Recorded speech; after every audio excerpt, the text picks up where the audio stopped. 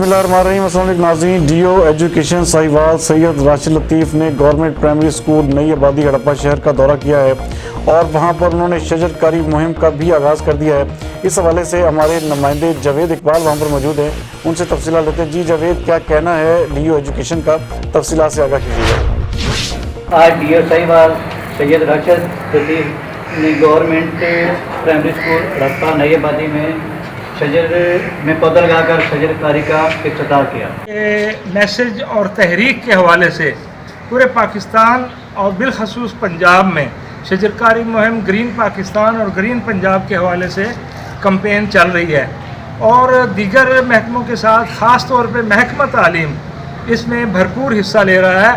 اور ڈسٹرکٹ ساہیوال میں جناب میاں محمد امان بھٹو صاحب، ڈپٹی کمشنر ساہیوال، اور محمد سجاد اسلم صاحب چیف ایگزیکٹو آفیسر ساہیوال کی ہدایات کے مطابق میں نے بطور ڈپٹی ڈسٹرکٹ ایجوکیشن آفیسر اپنے ڈپٹی ڈی اوز کو ہدایات کی کہ وہ تمام تحصیلوں میں پودے لگوائیں اور بھرپور طریقے سے تمام اسکولوں میں پودے لگوائے جا رہے ہیں۔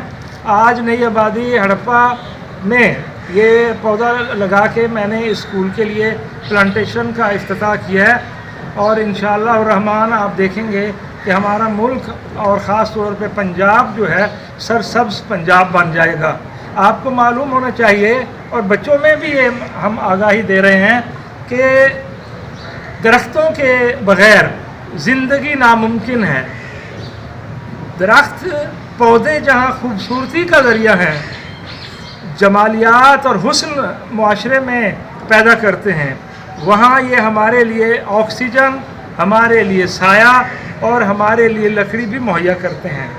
تاہم میں ان لوگوں کو، عوام کو، جو کہ بے دردی سے بغیر کسی مقصد کے اور ذاتی مقاصد کے حصول کے لیے درخت کاٹتے ہیں، یہ بہت بڑا جرم ہے، قانونی بھی اور اخلاقی بھی اور دینی بھی یہ گناہ کا کام ہے۔